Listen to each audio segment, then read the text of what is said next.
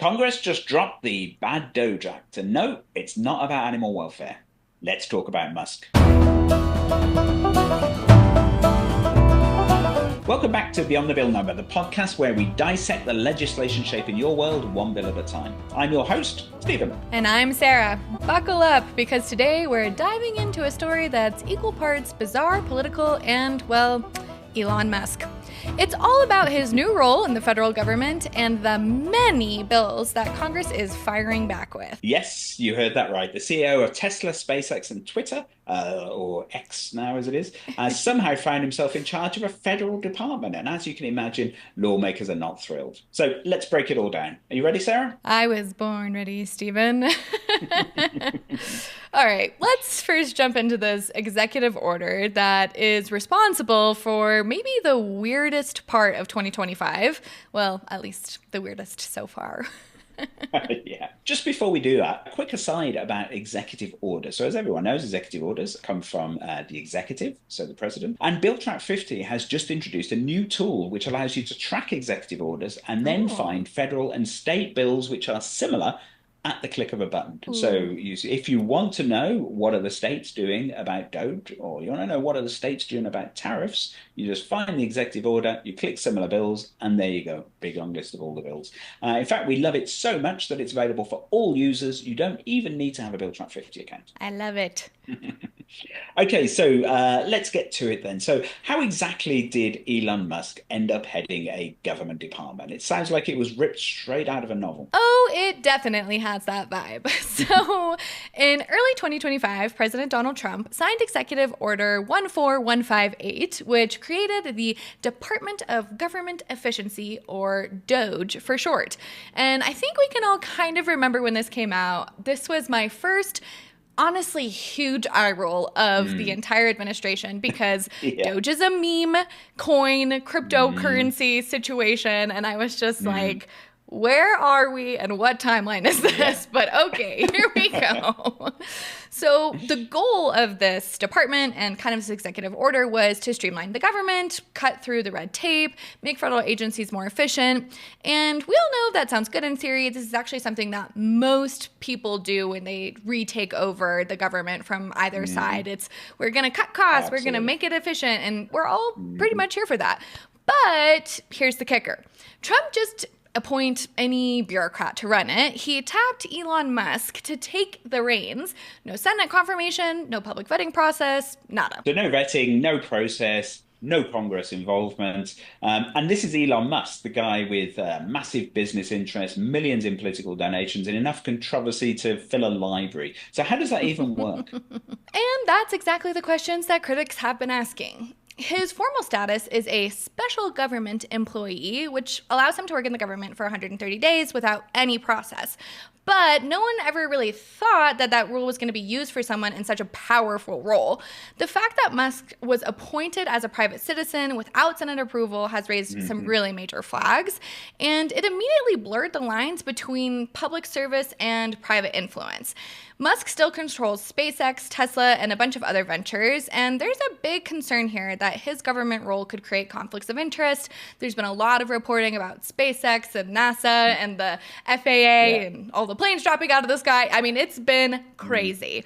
And on top of all of that, he donated $250 million to Trump's reelection campaign, which made people wonder, is this about efficiency or kind of payback? Oh, I'm sure it's purely about efficiency. So Elon Musk is overseeing a department that has access to the most sensitive government data, everything from social security records to IRS files. So what could possibly go wrong? Well, exactly. So Doge's sweeping powers and lack of transparency have really alarmed lawmakers, news people, normal citizens, especially considering some of the early actions. Think mass layoffs, hiring freezes, and directives that seemed really retaliatory towards these federal workers who didn't toe the line. Also, the people that he brought in were young. There was no understanding of who was getting what access, what they were doing with it. It was crazy. So you can kind of see why Congress is jumping in with both feet now. Yes, I can. I mean, so when I worked in the government over here in the UK, I was involved in so many of these kinds of processes because it's just an ongoing thing. Everybody wants to make the government more efficient. Every time the Hmm. politicians changed, we had yet another incentive to cut the workforce by X amount or whatever. And you approach it in a sensible way. You say, okay, fine. The people who work in these departments draw up a big spreadsheet and they say, these are all the things we do. This is how much money we spend on them. This is how we could cut them back. This is how Yeah. we could get rid of them entirely. And this is what the impact of that would be. You then deliver that to your political masters. They spend a lot of time poring over this and discussing it. Hmm. And then they almost always come back with some relatively minor changes because it turns out most of the people who work in government are actually doing a job that matters, that is needed, and that is there to actually put forward their policies. You know, government Yes. comes in with policies, they want to enact them, they need people to enact them. So you always end up with modest savings, but never really anything dramatic.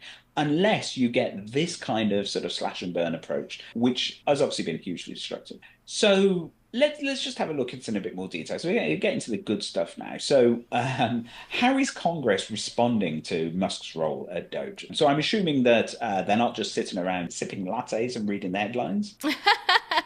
Oh no, they're busy drafting legislation faster than Musk tweets. Well, that is the Democrats at least.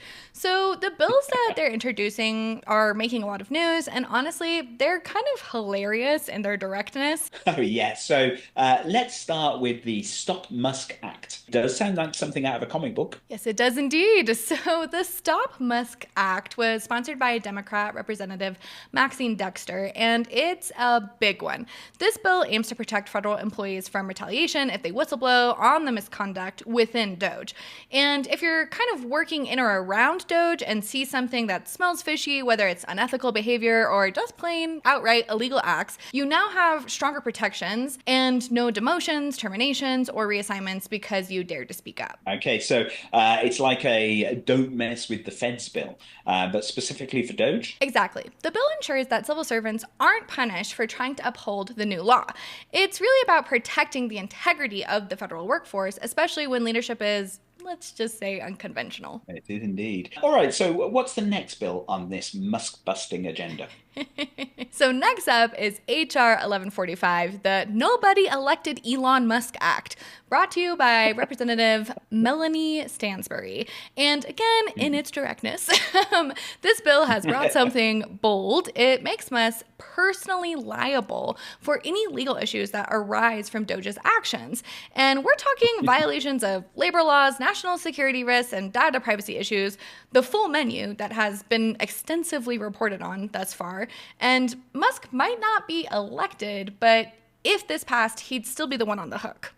So if Doge messes up, Musk doesn't get to hide behind his corporate empire. He has to face the music. Exactly. It's about holding him accountable and making him understand that his actions could and would have consequences. The bill closes these legal loopholes that would allow Musk to dodge responsibilities simply because he's not an official government employee. He's this special temporary one. That we don't Yeah. actually have a lot to govern or understand how to hold people accountable for their actions if they're in this state. Because, again, like we said, nobody really thought about this position in government being used this way. So if Doge does something wrong, Musk can't just say, not my problem. And what about the Bad Doge Act? This one sounds like it's out for blood. Yes, woof woof. So the Bad Doge Act is sponsored by Representative Dave Min, and it's kind of the most comprehensive and frankly the most dramatic of the bunch, which you could tell by the name.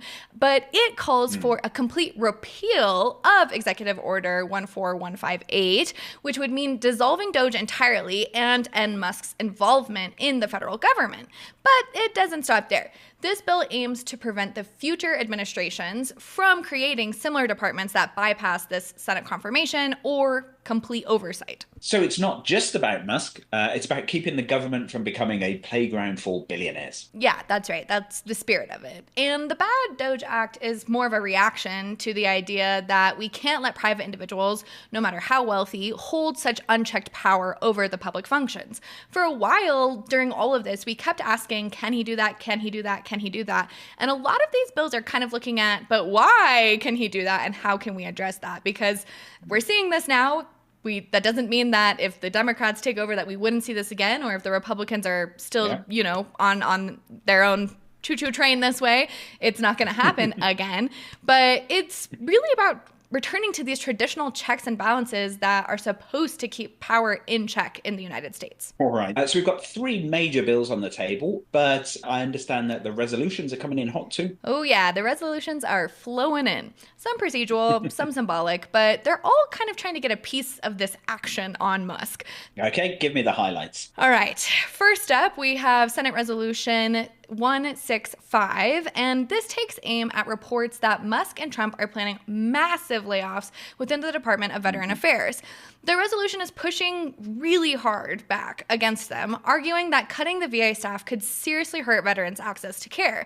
We're talking about real-world consequences for those who served our country. Yeah, so not exactly the kind of efficiency you want to see in a department that deals with healthcare, right? Exactly. And then there's two resolutions, House Resolution 286 and House Resolution 264, that are both aimed at increasing transparency around Doge's use of AI. Congress is pushing for more insight on how Musk's team is using AI in federal operations and questioning who's getting these security clearances. As we all know, AI is trained on data. How is the data that they're training the AI on coming to be, and what are the checks there? Because, when Elon Musk is involved, everyone kind of starts asking questions about who's running the algorithms and who's safe from them. AI in government, definitely a place where you don't want things to get too experimental. You'll remember when we just covered the battle to regulate AI discrimination, and previously we have looked at AI's role in firing nuclear missiles, for example. Let's not automate the nuclear staff with AI. Let's not do that. Let's bring that back again.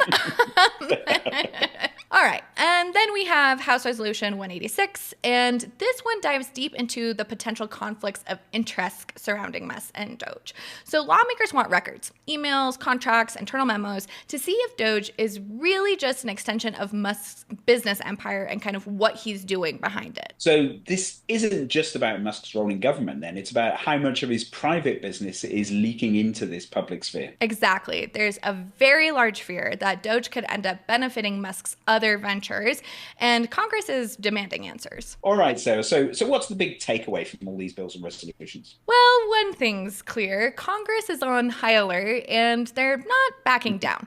Whether it's holding Musk accountable for Doge's actions, or protecting federal employees from retaliation, or questioning the very existence of Doge, lawmakers are demanding transparency and oversight. They're also sending a message. Government power shouldn't rest in the hands of a private individual without proper checks. So do you think any of these bills will actually pass, or is it just this political theatre that we've seen so many times before? It's hard to say. A lot of it is political theater, let's be honest. You can even tell that from the names. But, this Stop Musk Act and the Nobody Elected Elon Musk Act are gaining traction in the House among Democrats, though Republicans are nowhere to be seen yet. And the Bad Doge Act is more of a long shot, but without support from the majority, obviously these bills have little chance of passing.